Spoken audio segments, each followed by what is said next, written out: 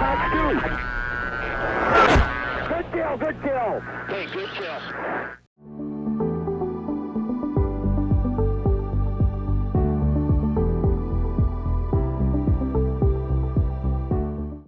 Welcome back to another video, guys. Today we're here in the Mig-29. We're in the Polish Mig-29, and this time we have it modernized / NATOized, I guess you could say.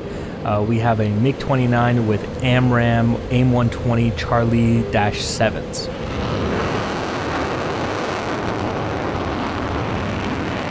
So the idea here, of course, is, if you take a NATO country that has, Russian aircraft like a Mig-29, you strap on those AMRAAMs, how good can this thing be? And what better country to explore that concept than the Poles? And today we're going to be fighting a Russian Su-27, and he's, of course, carrying the R77-1s.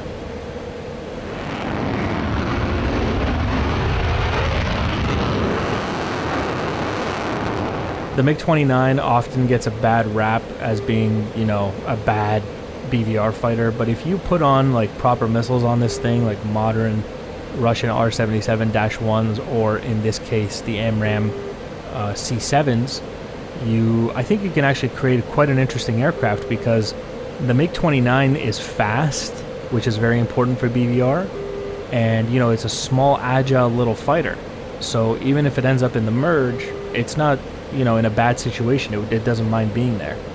Having a look at our RWR here, you can see signal strength indicated by that yellow circle. It's half strength, and he's right off the nose here as indicated by this light right here. And he's obviously an airborne threat. That's what this light means. So we got that all sorted out. Still don't have him on radar here. Probably the one shortcoming of the Mig-29 in this case is the radar. Assuming you had a country that could upgrade its radar, I think the Mig-29 becomes a very interesting platform. Almost maybe similar to, when it comes to air-to-air capability, maybe similar to like a Eastern version of an F-16. So here you see these two lights, the B and the H, they're lit up together. That tells me he's co-altitude with me. If just B was on, he'd be above me. If just H, he'd be below me. But the two of them together tell me that he is co-altitude with me. So I also know what to set my radar elevation to. It's just at 0 right now, because I know he's co-alt with me. I should find him based on that. You can see the signal strength increasing, that yellow circle. As it fills up, I know I'm getting closer to him. And I do have, of course, the AMRAAM selected here. We are now being locked. I'm also in high PRF, pulse repetition frequency. You want to be in high if you think your bandit is nose hot or coming right at you. That's what I have here, and that'll increase your probability of picking him up on radar. I currently am not seeing him still. I still don't have him on radar. Oh, there he is. I got him. Here we go. I have him on radar, but unable to lock. I don't have a track solution on this thing, although I can see him.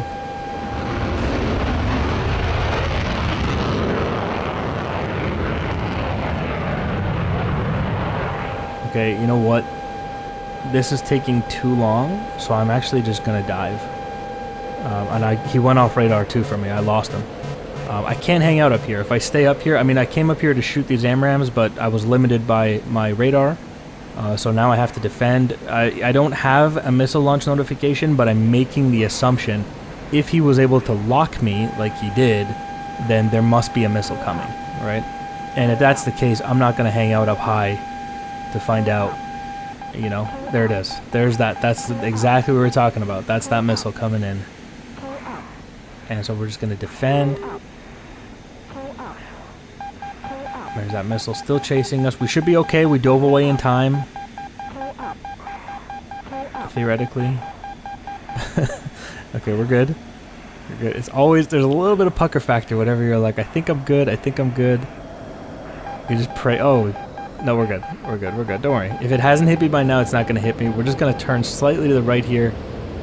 Turn away from that missile. Okay, we got him locked on radar here. And we're very close. There's launch authorization on the HUD. That's what LA is. That's a Fox 3 from us. One AMRAAM in the air, and we're defending.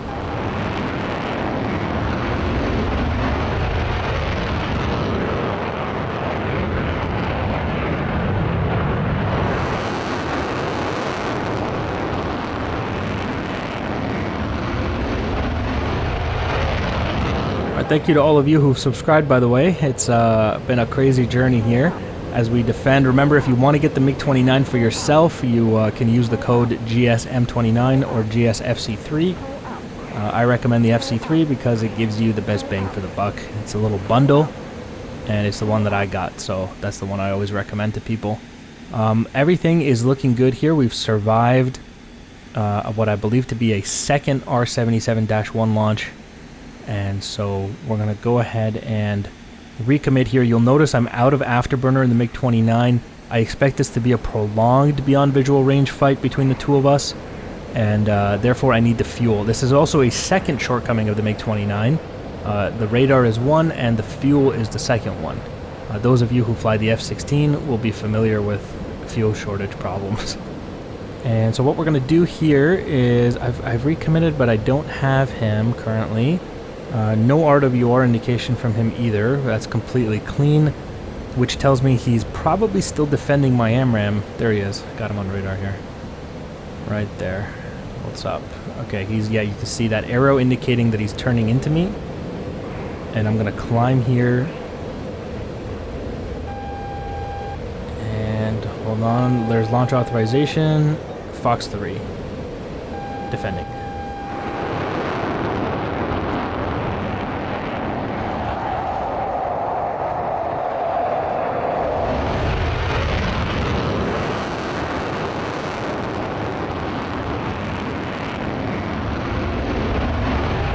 These BVR fights are really, really fun because, you know, you gotta pay attention to a lot of things. The MAR, your altitude, your speed, your fuel usage, literally everything comes into play here. Your situational awareness, if you don't want to end up in a merge, that's very important for you. If he's trying to force the merge, it's very important for him. Alright, we're off cold here, defending a missile coming in from 7 o'clock-ish. So we'll go ahead and defend, turn away from it. Here we go.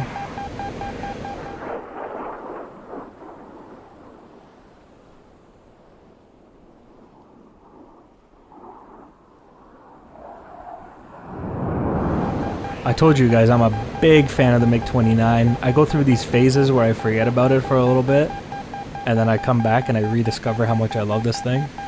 I'm not quite sure what appeals to me about it. First of all, it's a beautiful aircraft. Let's not, let's not mistake that. But, there's something about it, man. It's a small, agile little thing.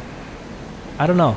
Something about it just appeals to me. So, like I said in a couple of videos ago, I plan to do a lot more MiG-29 videos. Really like this thing.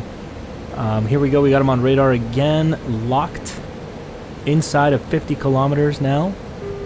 Climbing to increase probability of kill and increase our range. Launch authorization, Fox 3, and we're defending.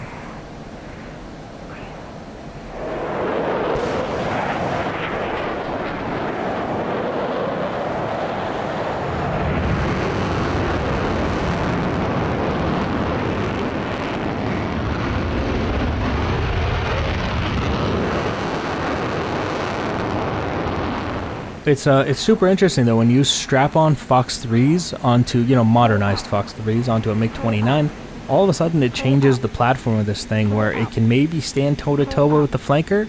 The flanker, obviously more fuel, more missiles. It's got much more hard points, many more hard points than the MiG-29. So he can be a little bit more generous with his missiles.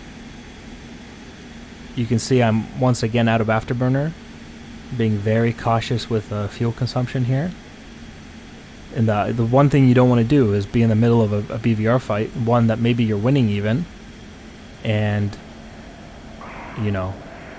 run out of fuel. I don't know if you guys have noticed here, but we're actually pushing him back. Yes, we are defending, but we are advancing forward in the air. At least it seems that way to me. So we're actually denying airspace to this flanker right now. We're climbing once again here to re-engage.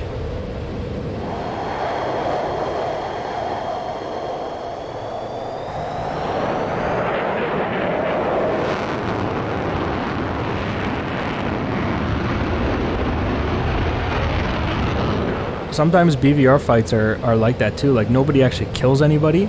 It's just that, you deny airspace to the other guy. Like, say you have troops on contact here, and you know you're just protecting this airspace, there's a flanker coming in here and you just need to push him off. You don't necessarily like to kill him, you know. I mean, if he dies, he dies. That's a good thing for you, right? Splash 1 bandit. But even if you don't kill him, as long as you can deny this airspace to him, that's huge. You let your ground troops do what they need to do. You know, that's a very important denial factor here. We got him locked up once again. Climbing. We have launch authorization here, Fox 3. And we gotta defend.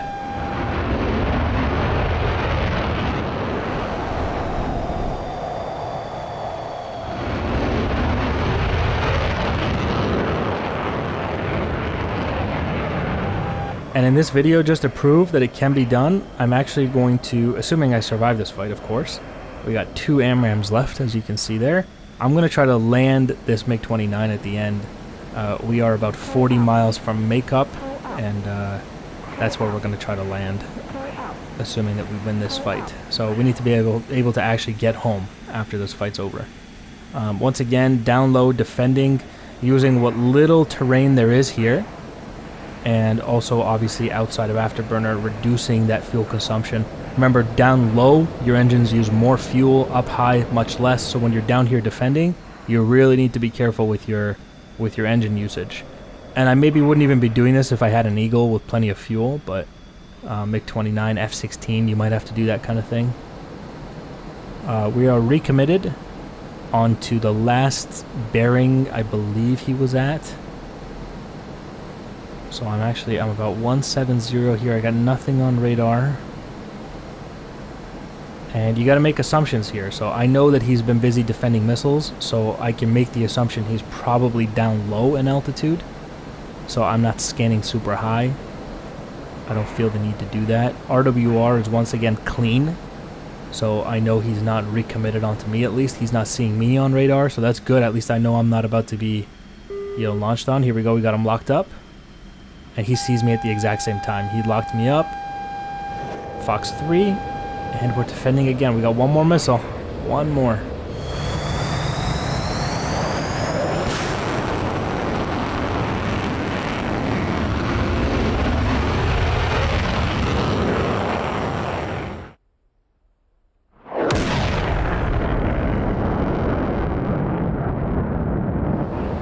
Notice how long this fight is going on, and a testament to the Mig-29, once you give it proper missiles, how much this thing can, you know, stand up and fight almost anybody. They're doing a fantastic job against the flanker here, and a flanker is no easy opponent in BVR. It's a very, very good aircraft.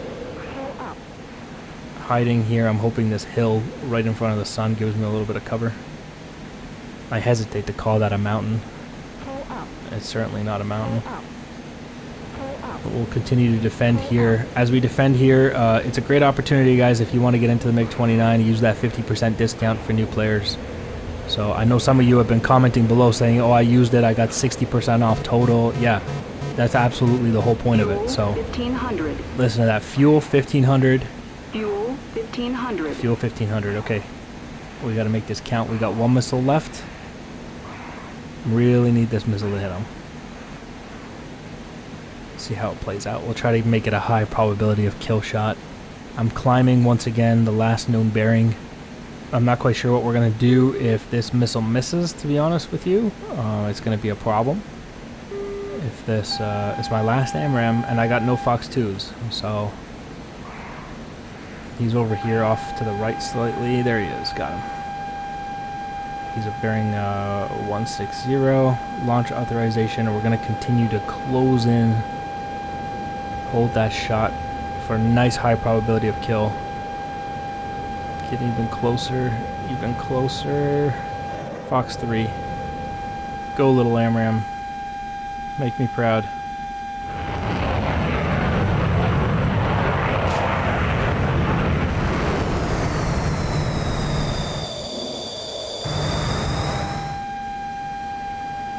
Alright. We're defending. Trying to hold that lock as long as I can for that AMRAAM. I'm off cold. That's it. Because I'm well within the MAR of his 77-1. I gave that AMRAAM as much as I could. Defending here. Into denser air. Incoming missile. We'll defend a little bit more aggressively here just to be extra safe. And then, I don't know, man. I don't know what we're going to do. Maybe we go to the merge. Because that missile's still coming in. Giving it a little bit of afterburner, just to give us a little push. It's been quite a long BVR fight. And, is he dead? Is it possible that he's dead? That AMRAAM got him? Is that possible? That would be... Oh, no. RWR says he's up still. Oh, no. There he is. I got him on radar, too. Locked. I got nothing left. I got guns. We're going to the merge, I guess. And he has Fox 2s. That's the other problem. He still has Fox 2s. Look at the distance. The distance remained quite far this entire fight. Which says a lot about, you know, the ranges of these modern BVR fights. They don't happen. Of course, it's beyond visual range, I guess, so. Okay, we're going to the merge, guys. Or we're going to do it. We're going to expect a Fox 2 shot from him. Flares. Oh, that missile went right by. I was right.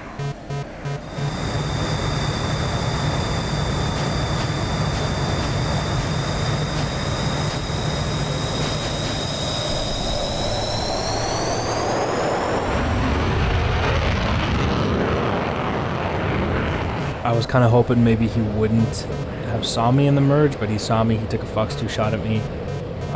I have almost no fuel, so this needs to happen very quickly, whatever's going to happen here. I've got him in a rate fight, which is where the Mig-29 wants the flanker. It can outrate the flanker again by like 1 degree. Okay, we're desperate here. He fires a Fox 2, which I think he was really hoping it was going to turn, but I managed to jam that Wes, so he just wasted his second Fox 2. And it looks like he's actually quite slow. I'm going over the top here. And I have one major advantage here, and that is that my Mig-29 has no fuel and therefore is super light. 800. Fuel 800, look at this, come on. Bingo fuel. Come on, he's so slow. He puts himself in the sun. There's my shade. Come on. Yes, yes. Wow, that was lucky.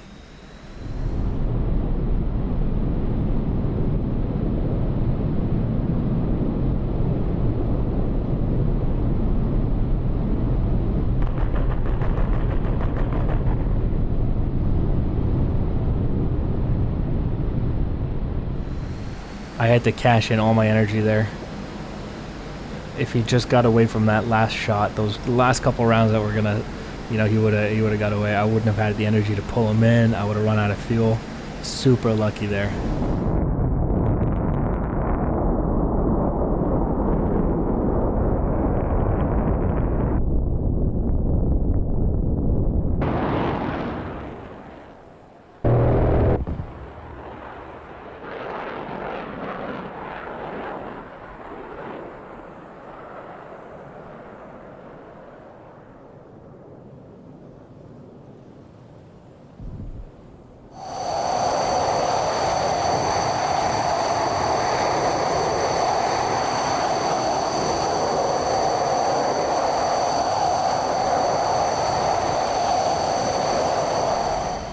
As promised, I've done the 40-mile journey over to Makeup over here. If you guys remember, during the dogfight, we got the fuel 500 warning, 500 pounds of fuel. With that 500 pounds, I put the engine in idle and basically glided the Mig-29 back. And, you know, she's a light little aircraft, so she just kind of glided nicely. And I've done about 40-50 miles now of a journey and only burned about 100, 150, 200 pounds of fuel, something like that. So the engines, you know, they burn a lot of fuel in afterburner, but, you know, in idle you can actually kind of maybe make the engine kind of work for you. It's not that inefficient in idle. Here we go. Now, I haven't landed a Mig-29 in a very long time. And if you're new to DCS, when I first was learning to land, I just set up a landing mission for myself, and I just landed like 500 times over and over and over. And then eventually you start to get the hang of it. And the good news is once you learn with one aircraft, you can kind of learn with all of them. We just put in flaps, that's why you saw the nose rise up a little bit. Flaps are going to give you a little bit more lift. So I'm going to dump the nose here. Still pretty fast. The Mig-29 I think is about 200, 250 kilometers it likes to land.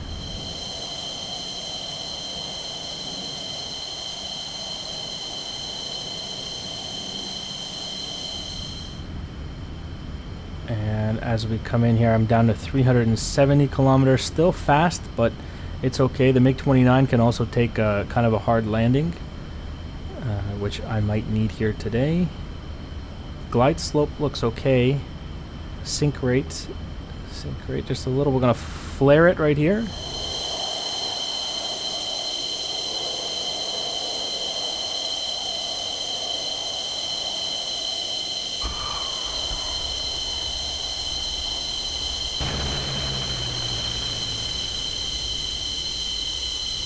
A little bit of a hard touchdown, but it's okay.